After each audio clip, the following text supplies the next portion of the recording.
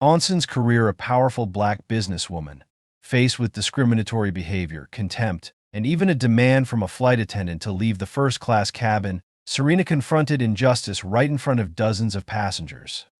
But what no one could have anticipated was this: Serena wasn't just any ordinary passenger. She was a major shareholder in the airline itself. This seemingly minor incident sparked a movement that changed an entire system, and the world would never be the same again. Before we begin, let us know where you're watching from, and if you love inspiring stories like this, don't forget to like, share, and subscribe to the channel so you don't miss out on more compelling content. Serena Johnson neatly placed her iPad into her handbag, her eyes skimming the phone screen as she double-checked her schedule. A talented entrepreneur with radiant brown skin, she had built a tech empire from humble beginnings in a small room in the Bronx. Today, she was leaving San Francisco after an international conference where her keynote speech had received widespread acclaim. At the airport gate, the space buzzed with the chaotic sounds of travel announcements blaring over the speakers, the clatter of rolling suitcases, and the low murmur of weary passengers. Serena stood in the priority line for first-class passengers, savoring the lightness of not having to rush like the others. She wore a sleek business outfit, her hair neatly tied back, and a pair of elegant heels. Her iPad was constantly in use. Serena made the most of every moment to handle her work. When she reached the check-in counter, the ground staff smiled, politely confirming her ticket and guiding her to the priority boarding lane. "Have a great flight, Ms. Johnson," the staff member said respectfully, prompting a nod of acknowledgement from Serena. Serena ascended the stairs to the first-class cabin. She chose a seat by the window, relishing the comfort of knowing she would have a few hours to unwind after a grueling week of work.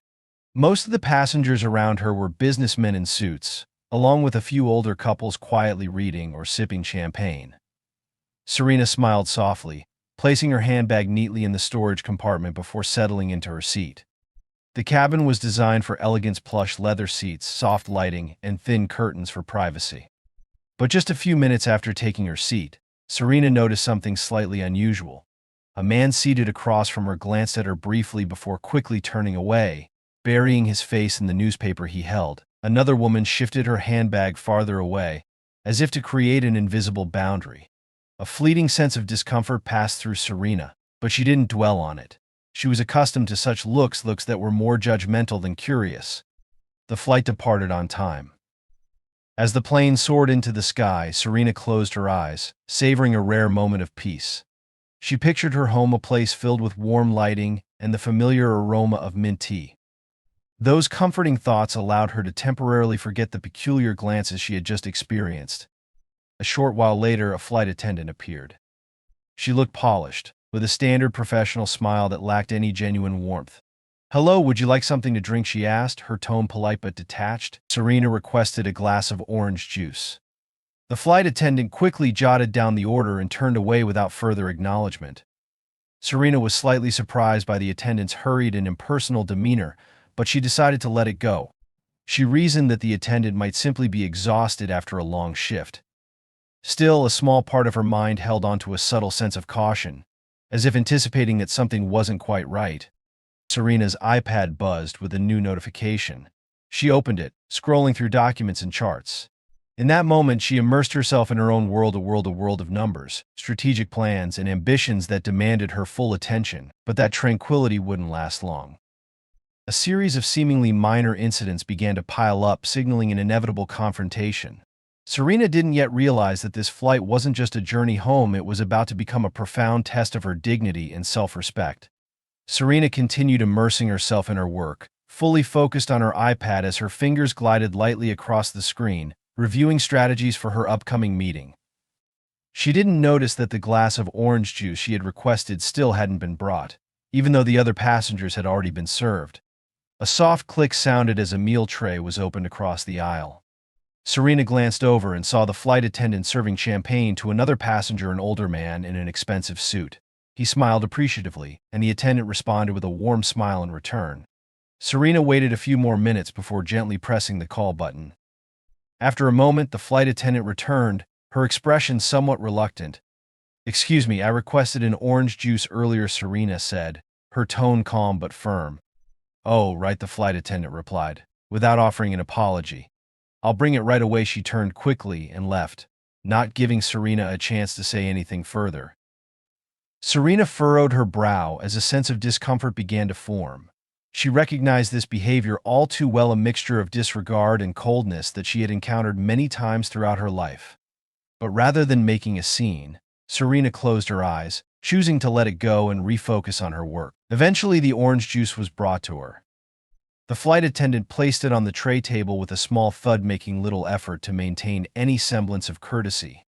Serena looked up and smiled, attempting to make some connection, but the flight attendant averted her gaze before Serena's smile could be acknowledged.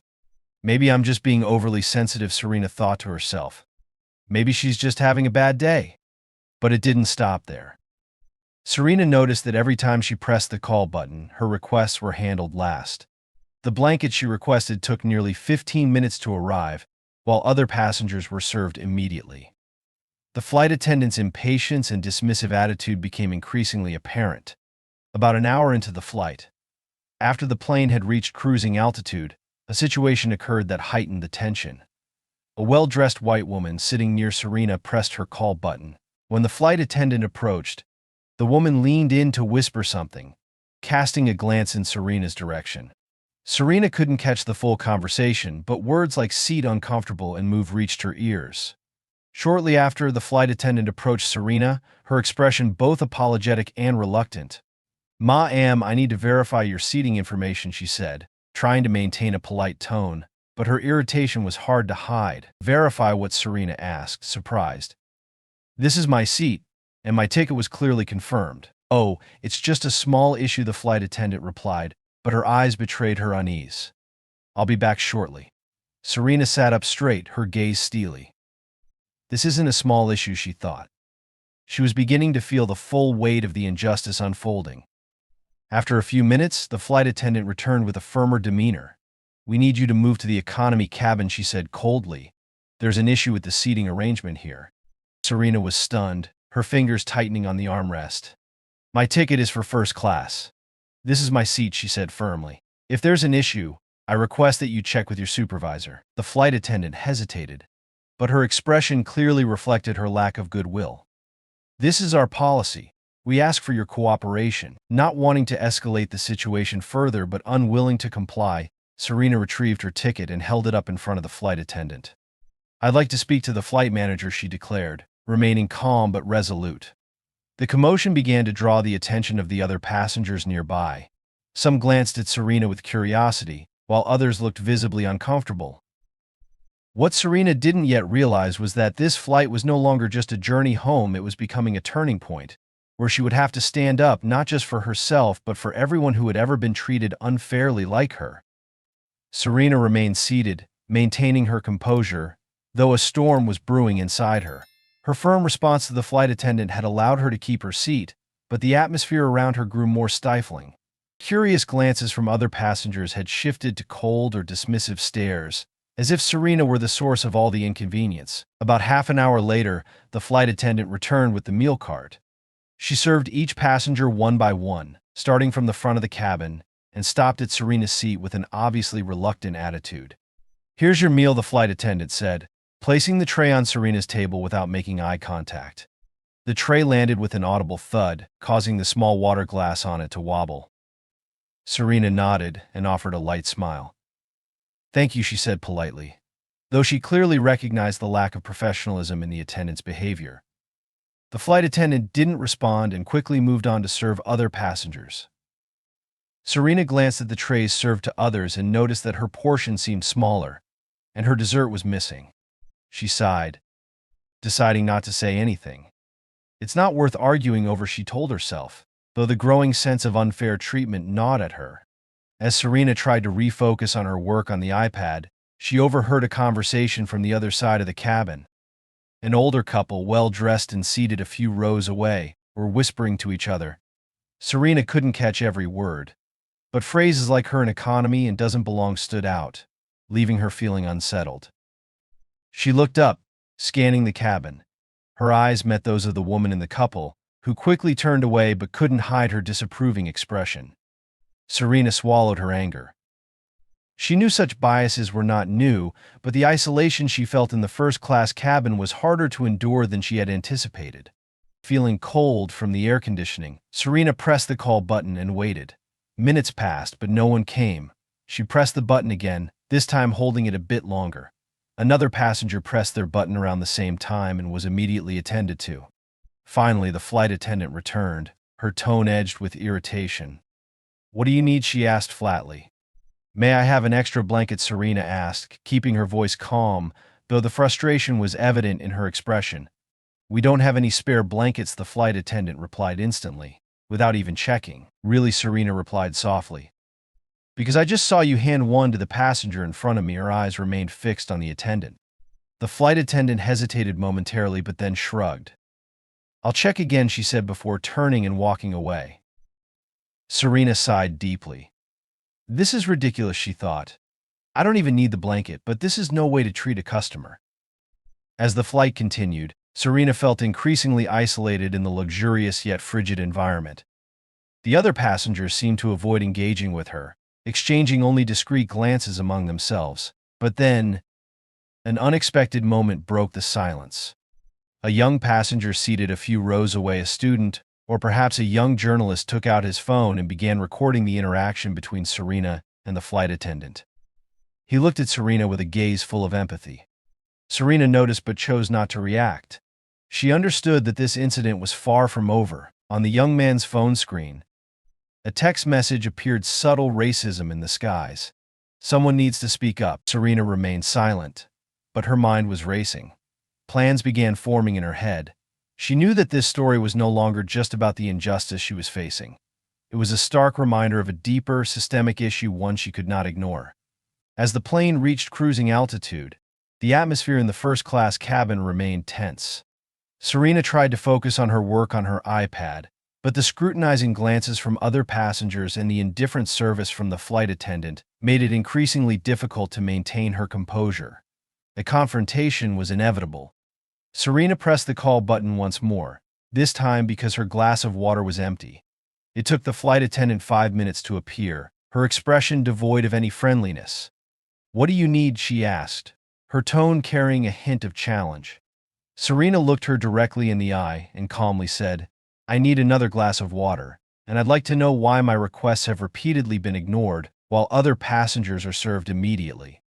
The flight attendant's eyes briefly flickered with unease, but she quickly regained her cold demeanor. "We're very busy, ma'am. We strive to serve all passengers equally," she replied, her tone failing to mask the underlying sarcasm.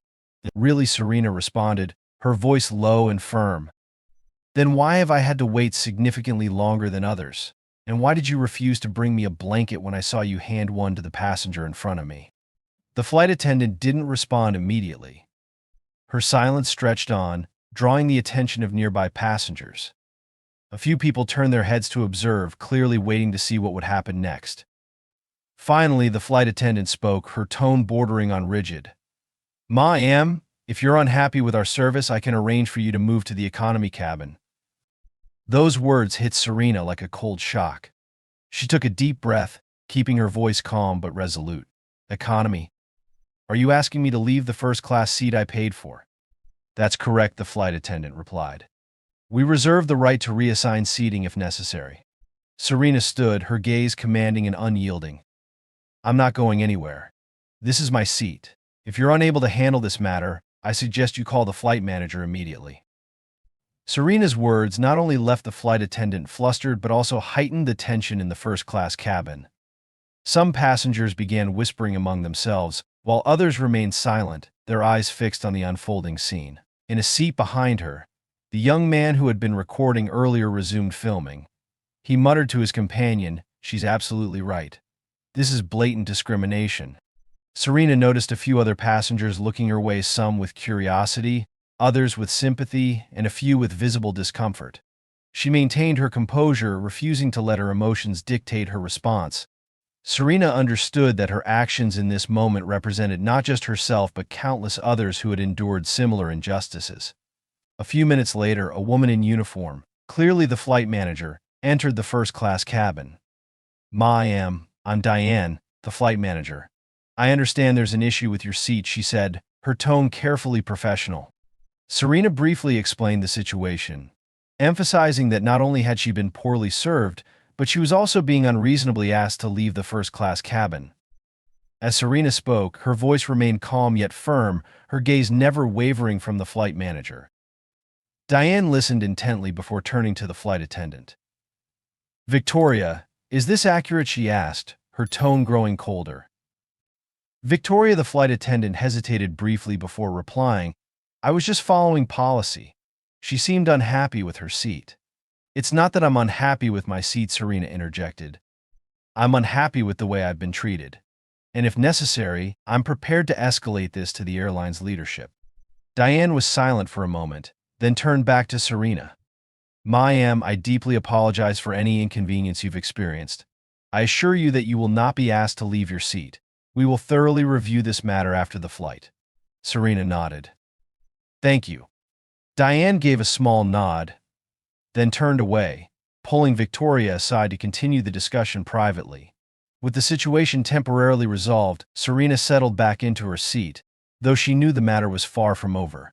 She glanced at her phone and noticed a message from another passenger on the flight, the young man who had been recording earlier. The message was simple: "We're with you." This video is spreading quickly. After reading it, Serena put her phone down and stared out the window. She knew that once the plane landed, the truth would come out, and that would be the moment when everything would change forever. As the plane landed at the international airport, Serena couldn't help but feel a small sense of relief. What was supposed to be a relaxing journey had turned into an exhausting, intense experience. But she knew the story wasn't over. What had happened during the flight had left ripples. And as she stepped off the plane, the real storm was only just beginning. When Serena exited the gate, she immediately noticed something unusual. A group of reporters was waiting with cameras, flashes going off repeatedly. A passenger from the economy cabin had uploaded a video capturing the entire incident to social media, and the story had gone viral while the plane was still in the air. Serena took a deep breath, adjusted her blazer, and continued walking, keeping her expression calm and composed. She knew her appearance would cause a stir, but she was unfazed. A reporter approached her, holding a microphone out. "Ms. Serena Johnson, were you the passenger asked to leave the first-class cabin without just cause? Do you have any comment on the matter?" Serena paused for a moment. All eyes were on her. She could feel the quiet support of a few passengers, including the young man who had recorded the video, standing a bit further away with an encouraging look. "What I want to say," Serena began, her voice calm yet powerful, "is that no one, regardless of their race, gender, or background, should have to endure discrimination. I hope this airline will reevaluate how they train their staff to ensure that incidents like this never happen again." Serena's words sparked an immediate reaction.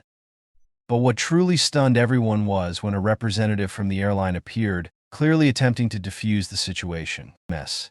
Johnson, we sincerely apologize for any inconvenience you experienced. We are committed to thoroughly investigating this matter," the representative said, striving to maintain a professional tone.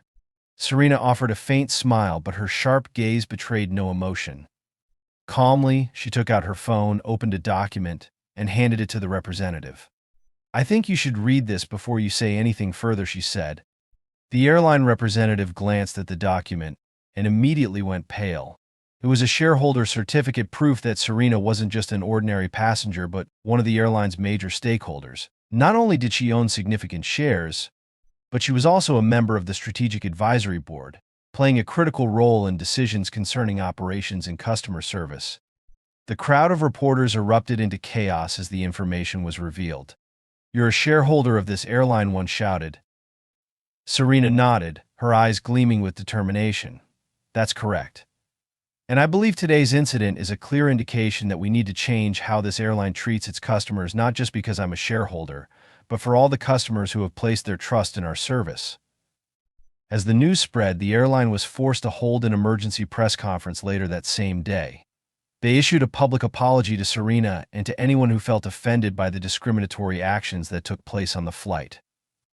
The flight attendant, Victoria, was immediately suspended, and an internal investigation was launched to review the company's entire employee training process. The airline's leadership also announced plans to implement new training programs focused on anti-discrimination and improving professionalism in customer service.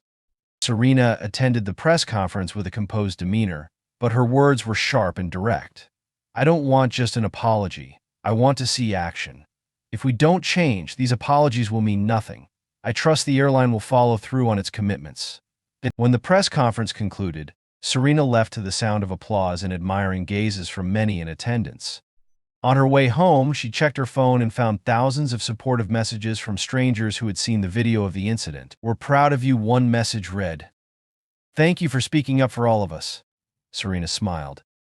She knew she hadn't just won this confrontation, she had ignited a movement, a powerful voice for justice and equality. What had started as a bitter ordeal on a flight had now become a pivotal moment in her career and life. The following day, Serena Johnson's story wasn't just trending on social media, it was making headlines across major news outlets. Keywords like discrimination on a flight, Serena Johnson, shareholder standing up for justice, and black woman in first class, a story that changed the system, dominated every platform. Serena knew she couldn't stop with just an apology from the airline. This was the time for her to use her voice and influence to create real change. As a businesswoman and shareholder, Serena understood that her story wasn't merely a personal issue, it was an opportunity to shift perceptions within the service industry and, on a broader scale, society as a whole. Interview requests flooded in from major media outlets such as CNN, BBC, The New York Times, and The Guardian.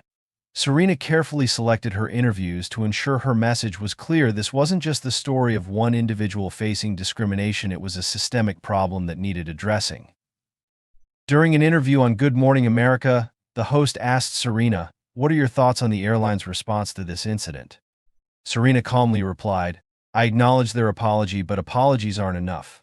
What's necessary is action. I want to see real changes in employee training policies, and I want companies in the service industry to understand that every customer, regardless of race, gender, or background, deserves respect." The interview quickly went viral, garnering millions of views. Serena's message became a source of inspiration for many, particularly women of color who had experienced discrimination but never had the opportunity to speak out. Meanwhile, the airline faced a wave of intense criticism. Human rights organizations, social activists, and even loyal customers demanded more accountability. The company's stock began to decline as public trust wavered. The airline's leadership held an emergency meeting with Serena present. During the meeting, the airline's CEO addressed her directly. "We need you, Serena. We don't just want to resolve this issue, we want to improve our entire system. What do you suggest as the next steps?" Serena, composed, laid out a clear plan. Comprehensive employee retraining focused on awareness of discrimination, professional communication, and exceptional customer service. Establish a transparent complaint system allowing customers to report issues without fear of being ignored. Diversify the management team, ensuring decisions are made by individuals from varied backgrounds and experiences. The customer commitment, publicly outlining an improvement plan to regain trust. The leadership agreed to the plan and asked Serena to oversee the changes directly, appointing her as a special strategic advisor. Serena's story didn't stop with one airline. It rippled across industries, becoming the catalyst for a larger movement. Hashtags like "Respect Every Passenger" and "Equity Thesky" flooded social media, with hundreds of thousands of people sharing their own experiences of injustice within the service industry. Serena participated in numerous conferences and events, using her platform to push for change. At a conference on gender and racial equality, she said, "Change is never easy, but it begins with the courage to speak up. If we don't act, these injustices will persist." From around the world, Serena received messages of gratitude and encouragement. One email from a young black girl aspiring to join the aviation industry particularly moved her. "Miss Serena, because of you, I feel like I can be stronger. I used to think I wasn't good enough to enter this field, but now I believe I'm not only good enough, but I can also help change how it operates." Serena replied, "You can do it. Always remember, you are not alone." Sitting in her office, Serena gazed out at the sky through a large window. Her iPad sat on her desk with unread emails still waiting, but she took a moment to reflect. What began as a tense flight had now become the driving force for a broader movement, exceeding all her initial expectations. This is just the beginning, she thought. We can achieve so much more. As time passed, the changes Serena proposed began to show clear results. The airline not only implemented new training policies but also made a public commitment to transparency with its customers. However, Serena knew these changes were only the first step. She realized that true transformation had to come from a shift in people's mindset, not just policies. The airline invited Serena to become a long-term advisor, and she agreed under one condition: she wanted to be directly involved in the recruitment and training of employees, from flight attendants to senior executives. Serena wasn't just focused on addressing issues of discrimination, she wanted to foster an environment where diversity and inclusion were seen as assets, not obstacles. During one training session, Serena encountered Victoria, the flight attendant, who had treated her unfairly. Victoria looked tense, clearly feeling the weight of what had happened. But Serena had no intention of punishing her. Instead, she shared her story with the entire training group, describing what it felt like to be ignored and disrespected as a passenger. Do you know that even a small gesture, a smile, or a kind word can change someone's entire day? Serena asked the group. She didn't look directly at Victoria, but her message was unmistakable. After the session, Victoria quietly approached Serena. "Thank you for not giving up on me," she said, her voice trembling. "I was wrong, and I want to make it right." Serena simply smiled. "Making it right isn't about pleasing me, it's about becoming the best version of yourself." In an unexpected turn, Serena's story caught the attention of other service industries. A luxury hotel chain invited her to consult on creating a more inclusive workplace, while a major tech company asked her to join its ethics board. What truly surprised Serena, though, was a handwritten letter from a veteran airline pilot. In the letter, he shared the challenges he had witnessed in the industry and how Serena's story had inspired him to stand up for younger employees who were being treated unfairly. "I've stayed silent for too long," the letter read. "But because of you, I now know I need to take action." One day, Serena received a special invitation. NASA asked her to join a community project aimed at promoting diversity in aerospace. Serena couldn't say no. She became an advisor, helping to design programs that encouraged underrepresented students to pursue their passions in science and technology. At an event, a young student asked Serena, "Were you scared when you stood up against injustice?" Serena bent down to the young girl's eye level and replied, "Yes, I was scared. But if we don't overcome that fear, we'll always be held back. We don't fight for change just for ourselves, we do it for others as well." Years later, Serena found herself on an international flight, this time in business class, not because she needed luxury, but because the airline had invited her as an honorary guest. Midway through the flight, she heard an announcement from the captain over the intercom. "Ladies and gentlemen, I would like to take a moment to recognize a very special person on this flight. Ms. Serena Johnson, thanks to you, not just the airline industry, but also all of us working within it, have redefined the way we view customers, service, and ourselves. This is not just a thank you, but a tribute to your courage and determination." The entire cabin erupted in warm applause. Serena sat still, a soft smile on her face as she gazed out the window. The vast sky outside, for a moment, seemed smaller than the journey she had taken. Serena didn't just change the airline industry, she transformed how people viewed fairness, respect, and the power of an individual to stand up and create change. Along her journey, she realized the world changes when you are brave enough to take the first step, and that first step is often the hardest. But it leads to horizons far greater than anything you could have ever imagined. The story of Serena Johnson is not just about a flight, a moment of injustice, or a confrontation. It is proof of the power of standing up, fighting for fairness, and demanding change. If you have ever faced injustice, remember that no matter how small it seems, your voice can shake an entire system. And if you are someone in a position of power, use that power to build a world where everyone is treated with respect and fairness. Let's share this story to spread the message. Every small action carries the potential for great change. Change begins with us. If you believe fairness and dignity are not privileges but rights for everyone, click like, share, and leave a comment with your thoughts. And don't forget to subscribe to the channel for more inspiring stories that can change the world.